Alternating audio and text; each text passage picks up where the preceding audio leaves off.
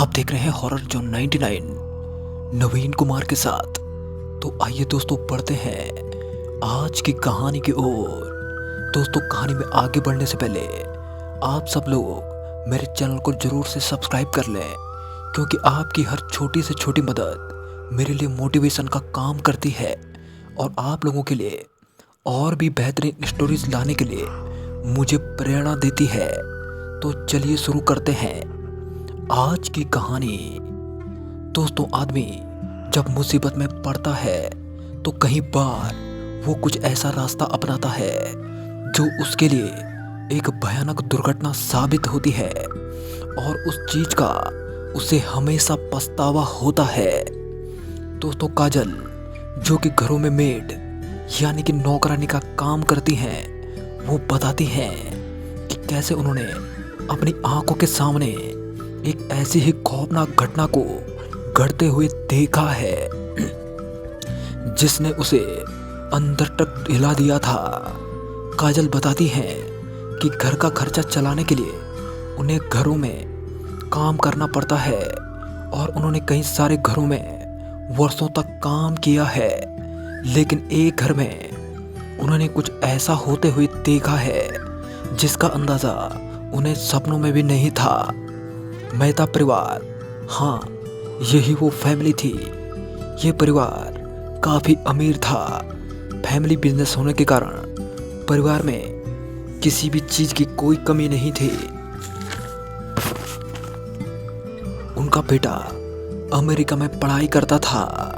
उनका व्यवहार मेरे साथ काफ़ी अच्छा था, वरना कहीं घरों में तो घर वालों की किचकिच के कारण काम करना मुश्किल हो जाता है। मैंने पूरी लगन से उस घर में काम किया और मेहता फैमिली मेरी ईमानदारी के कारण मुझ पर काफ़ी विश्वास भी करती थी।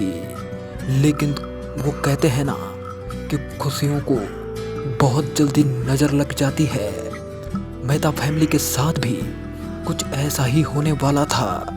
उनका बिजनेस जो कि अच्छा खासा चल रहा था, अचानक से बहुत नुकसान में चला गया था और इस फैमिली पर बैंक का लगभग 50 लाख का कर्जा हो गया था।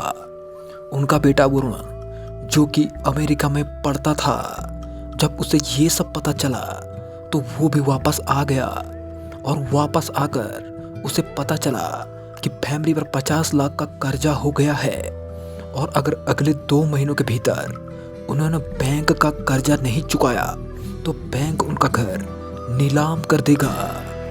अब वरुण पर बैंक का कर्जा चुकाने की पूरी जिम्मेदारी थी, लेकिन 50 लाख रुपया बहुत बड़ी रकम होती है और रातों रात इतने सारे पैसों का इंतजाम करना किसी के लिए भी आसान काम नहीं होता है।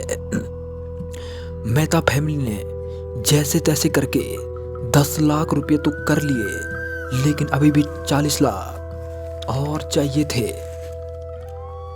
उनका बेटा वरुण काफ़ी समझदार इंसान था और उसे एहसास था कि अगर उन्होंने ये कर्जा नहीं उतारा तो परिवार वालों ने जो इज्जत कमाई है वो मिट्टी में मिल जाएगी और अब उसे किसी भी तरह इस संकट से परिवार को बाहर निकालना था। दोस्तों एक दिन की बात है, वरुण के माता पिता घर पे नहीं थे। अचानक से एक अजीब से दिखने वाला आदमी उस घर में आया। वरुण को देखकर उसने कहा, मुझे पता है तुम बहुत ही मुसीबत में हो और तुम्हारे ऊपर 50 लाख का कर्जा है। अगर तुम चाहो तो मैं तुम्हें इस मुसीबत से बाहर निकाल सकता हूँ। अब क्योंकि वरुण बहुत मुसीबत में था तो उसे उस आदमी से कहा कि तुम मेरी क्या मदद कर सकते हो। तो उस अजीब से दिखने वाले आदमी ने अपनी झोले से एक अजीब सी खोपड़ी निकाली। उसे देखने पर ऐसा लग रहा था कि वो खोपड़ी या तो किसी नवजात बच्चे की है या किसी बंदर की लग रही थी। उस आदमी ने कहा, ये खोपड़ी तुम्हें इस संकट से निकालेगी, क्योंकि इससे तुम एक ऐसी चीज मांग सकते हो जो तुम्हारी जरूर पूरी होगी। तुम्हारी एक इच्छा जरूर पूरी करेगी। ये सब देखकर मुझसे रहा नहीं गया और मैंने वरुण से कहा कि इन सब चक्करों में न पड़े। वरुण ने एक न सुनी और उस खोपड़ी को अपने कमरे में रख दिया और मुझे समझाया कि इस बारे में घर वालों को कुछ भी न बताए। मैंने अब भी वरुण को समझाया कि इन चीज़ों का इस्तेमाल बहुत आत्मघाती होता है और ये चीज़ें फायदे से ज़्यादा नुकसान का कारण होती हैं। लेकिन वरुण भी भला क्या कर सकता था, उन्हें किसी भी तरह से इस मुसीबत से बाहर निकलना था। तो सब कुछ यूं ही चल रहा था और यूं ही कोई 3 दिन बाद अचानक घर गया, लैंडलाइन फोन बजा और वरुण के पिता को पता चला कि वरुण का एक भयानक एक्सीडेंट हो गया है जिसमें उसकी जान चली गई है। दोस्तों, मेहता फैमिली पर मानो दुखों का पहाड़ टूट पड़ा और फिर पता चला कि वरुण ने अपनी LIC कराई थी और उसी के 55 लाख रुपया अब मेहता फैमिली को मिलने वाले हैं। दोस्तों, मैंने भांप लिया कि ये सब उस खोपड़ी की ही करामात है। इस घटना के बाद उस घर में कुछ भी ठीक नहीं हुआ। जवान बेटे की मौत के सदमे से उसके माता पिता कभी उभर नहीं पाए और उस घर में भी अजीब अजीब घटनाएं होने लगी थी।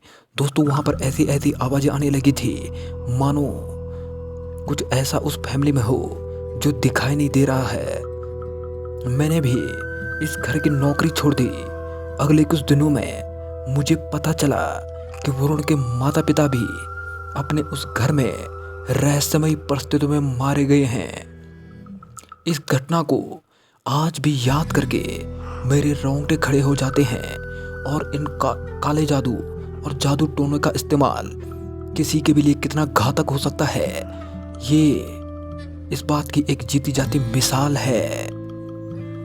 दोस्तों, मेहता फैमिली के बारे में जब भी मैं सोचती हूँ तो आज भी मेरा मन उदास हो जाता है कि कैसे एक हंसता खेलता परिवार इस काले जादू और जादू टोने के चक्कर में पड़ के बर्बाद हो गया था। तो दोस्तों, इस कहानी में इतना ही। आपको कहानी कैसी लगी कमेंट करके ज़रूर बताएं। तो मिलते हैं नेक्स्ट स्टोरी में।